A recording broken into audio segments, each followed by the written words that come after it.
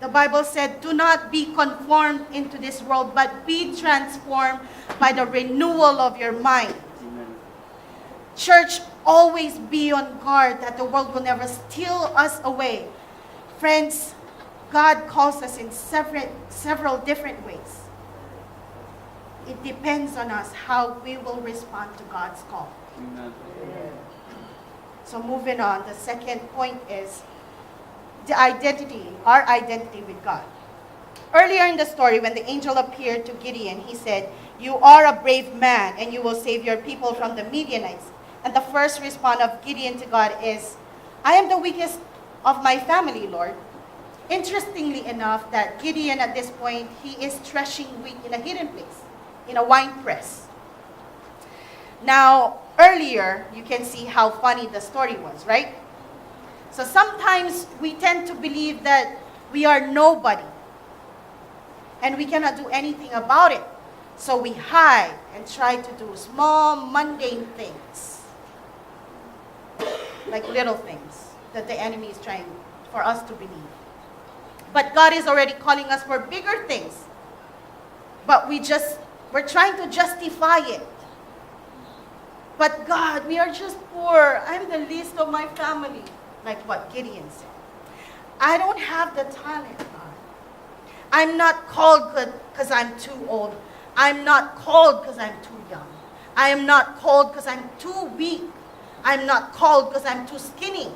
I'm not called because I'm too fat. I'm not called because I'm too wise. I'm not called because I'm too knowledgeable. I'm not called because I'm too short and I'm too tall. Who would you believe? Would you believe what the enemy tells who you are, or you would believe what God tells who you are and who you will become? Gideon's name means the destroyer.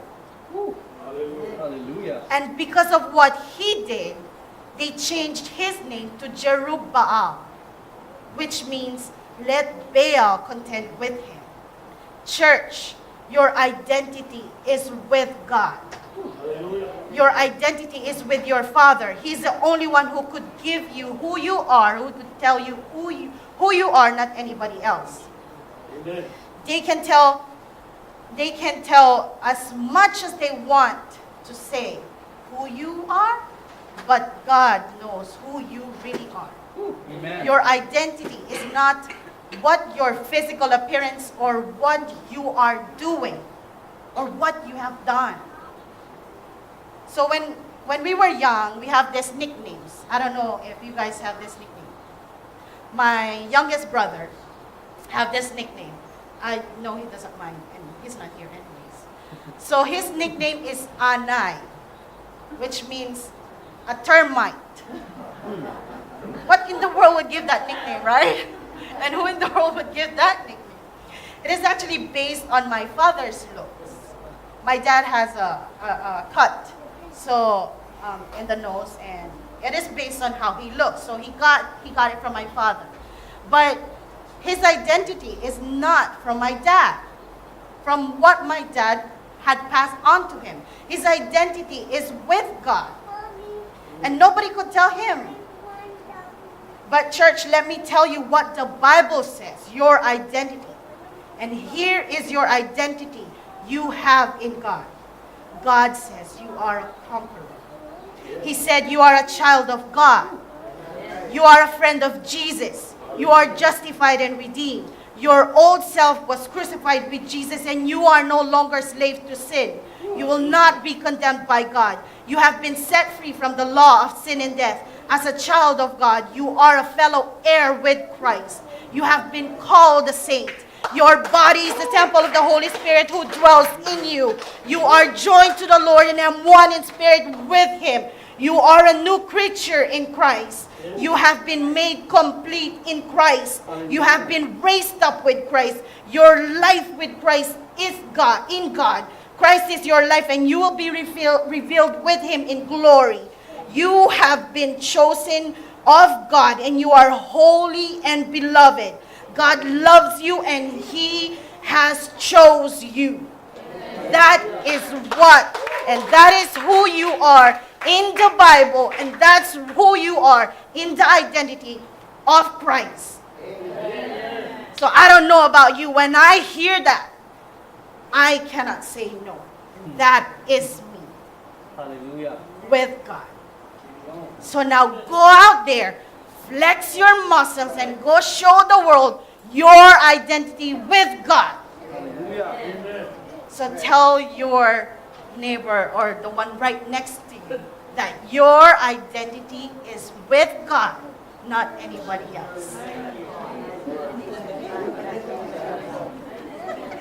Take out. Okay, so now we're moving on. We're gonna move on, make it fast. Take out the chaff. So when God met Gideon under the oak tree, he is threshing wheat.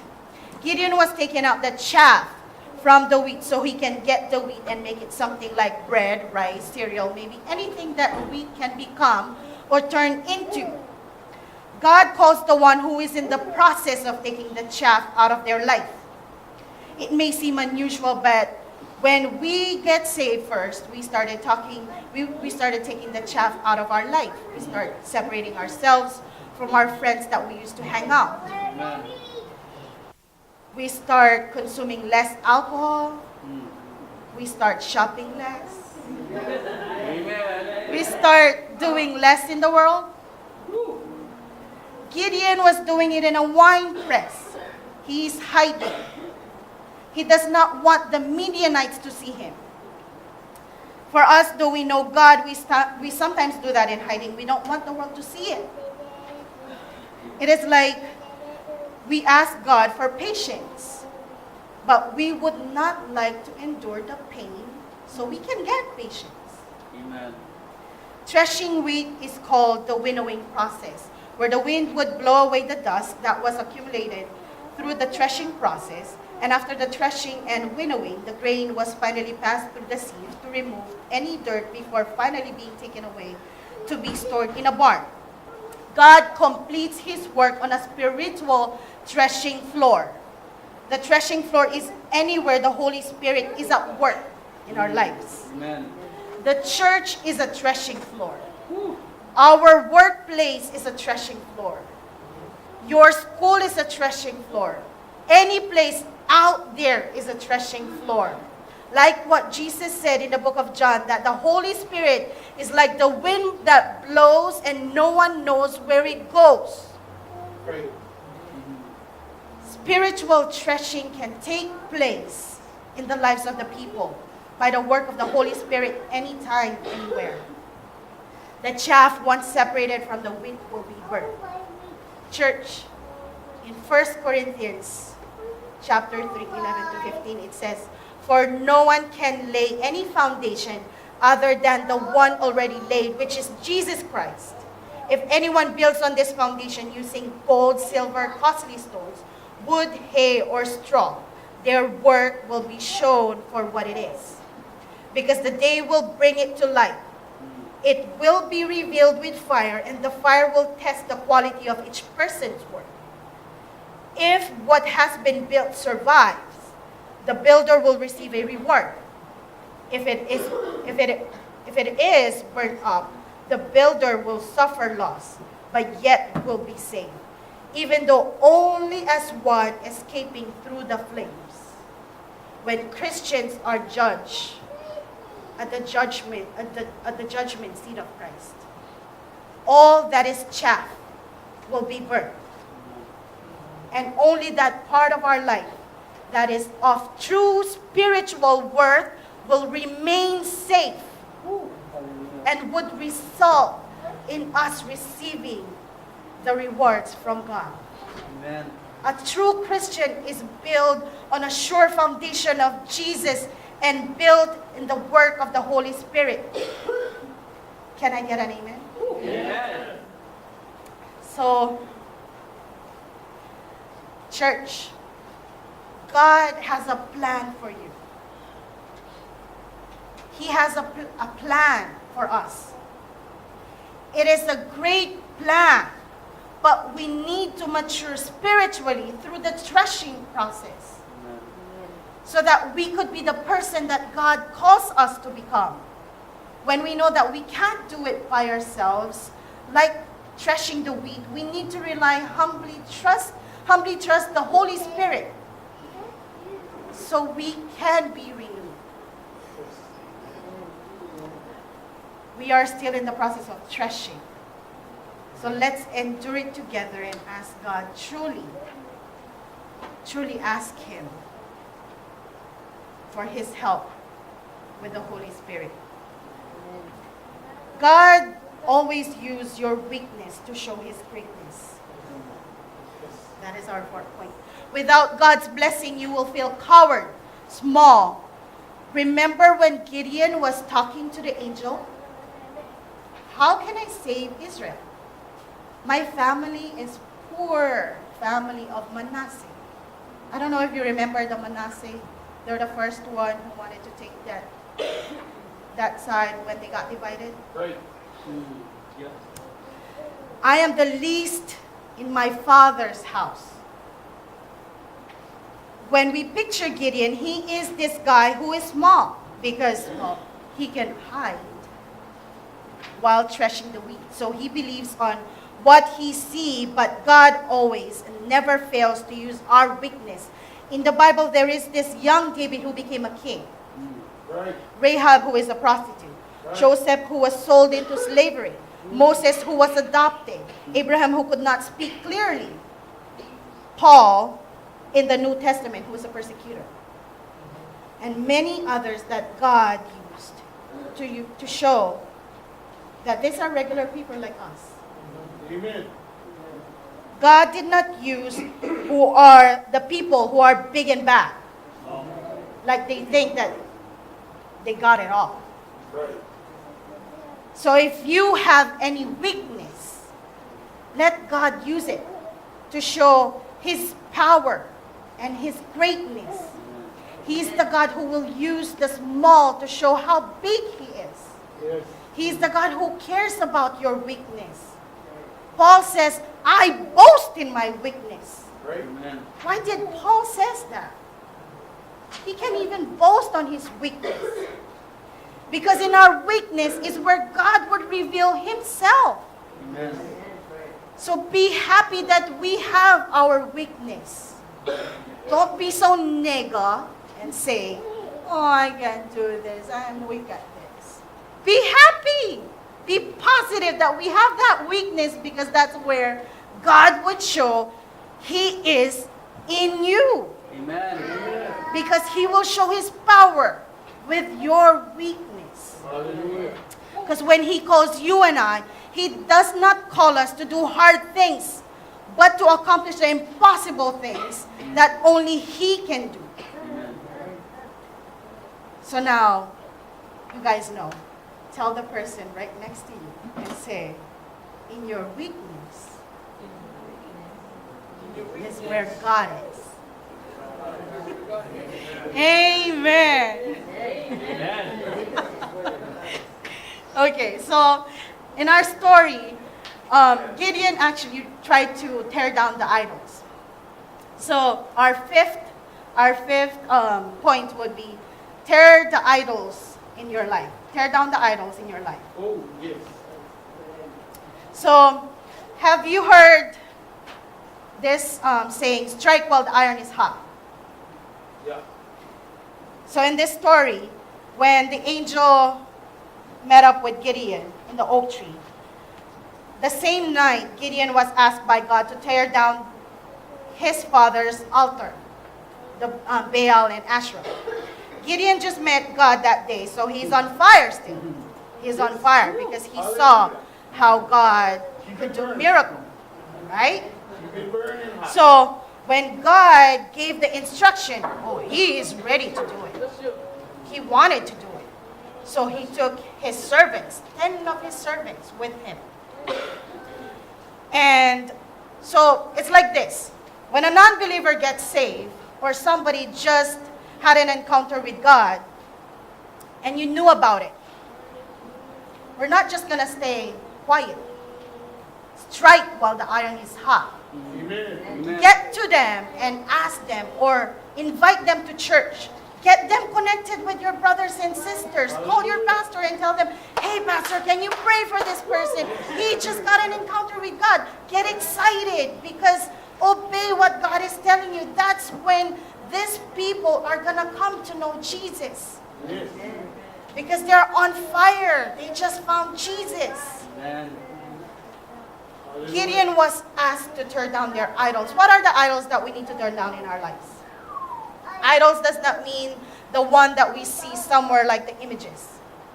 In our time right now, there are many idols that God wants us to tear down. We might think that we are not worshiping our phones, but we cannot live without it.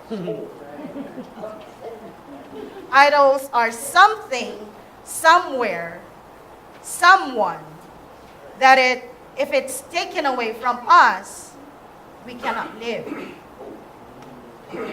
Like for example, our boyfriends and girlfriends, we think they are not our idols. But once they leave us, they go, we are crushed. And we cannot move on. Right. So we follow what they wanted to do. We follow what they wanted us to do. So like for example, it's a Sunday. You know that you have to be at church. But then your girlfriend or your boyfriend will call and say, babe, there's a good movie right now. Can we watch it, babe? And you say, okay. And then she goes, oh, we can go to church after. Oh, okay, we can go to church after. And then you follow. And then after, say, babe, I'm hungry. I want to eat, babe. Can we eat first? Right? And you say, oh, okay, let's eat. But you know that you have to be at church. And church, that's how the enemy works. You don't even know it. We don't even know it. But we are idolizing our boyfriends and our girlfriends. Sometimes we don't think that we are idolizing our family, our husbands, our wives, our children. That whatever our husbands or our wives pleases, we do it. And we leave the reading of the Bible because they need us. We pay so much attention that we need to make sure that they are okay before us. Yes, that it's good because we need to be able to take care of our family. But they have to live the life that is pleasing to God as well. I'm not saying to leave your husbands, your wives, your children, your kids. But I want you to know that you have to put God first. Amen. Amen. In everything that we do. Yes, at this time in our age, it is very difficult to have our alone time with God.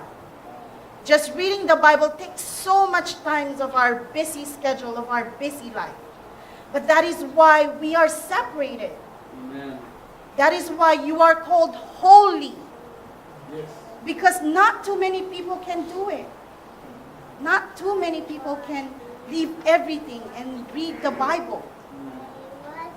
Our children, yes, they are blessings from God. But we idolize them without even knowing it. We tend to them more rather than God. We hear their voices as loud as them whistling and breathing instead of God's voice. God is a jealous God. The Bible said in one of the commandments, everybody knows, thou shalt not have no other God beside me. And in Exodus 34:14, it literally says that God is a jealous God. It says in King James Version, for thou shalt worship no other God, for the Lord, whose name is jealous, is a jealous God. Gideon took his 10 servants. For sure, he took the ones he trusts, his brothers. The one who will not tattletale on him, The one who will not grumble, complain, or question him, or question what God told him.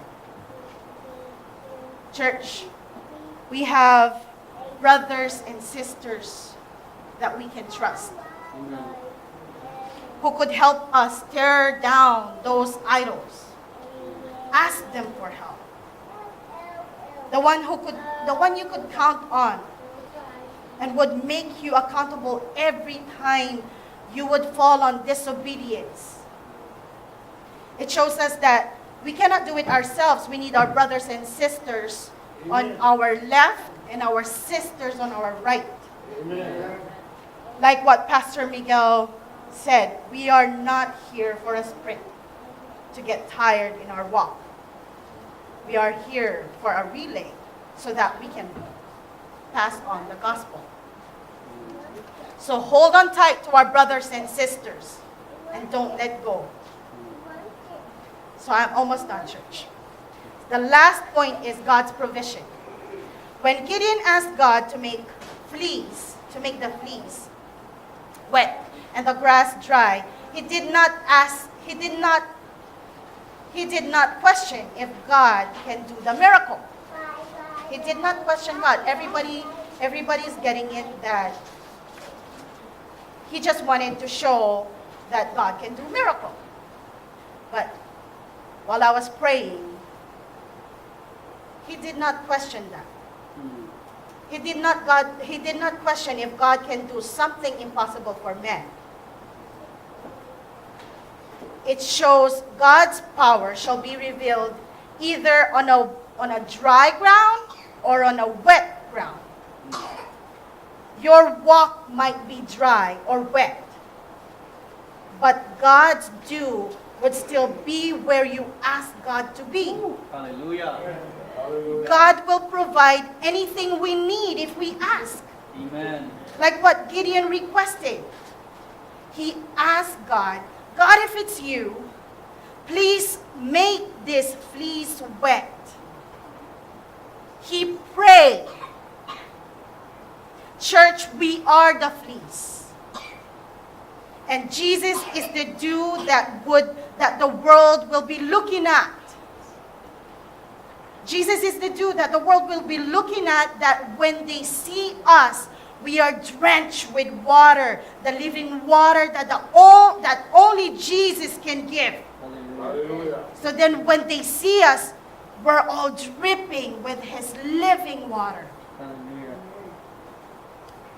Jesus is the only one who could fill us up in dry places in our lives, that when we receive Him, our cup will overflow. Amen. Again, Gideon asked this on a threshing floor. At the process that we are being beaten, shaken, trash, God's provision is there. Amen. No matter what. The scripture said that the next day it is wringing wet. It just shows that once we pray, if we are in a dry place, every day is a new day. Amen. The next day, every blessing, God's provision is new. God's provision every single day is fresh. Amen. And He will give as you requested, as you prayed.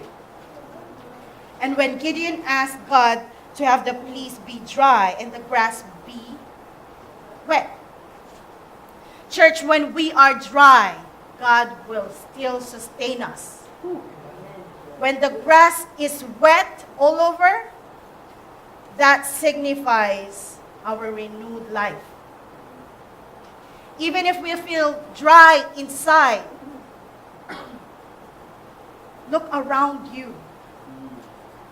Everything is wet. Everything is full of God's creation. Every person that you see, the air that you breathe, everything is so green.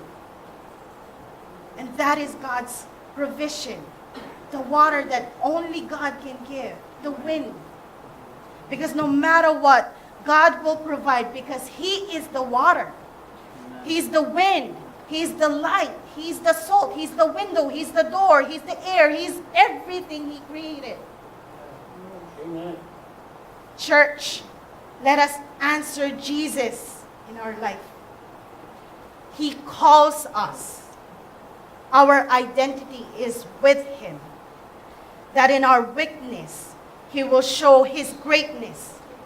With Jesus, we can endure the process. With Jesus, we can take down our idols. And we know that God is our provision. Church, God already called us. You are the mighty valor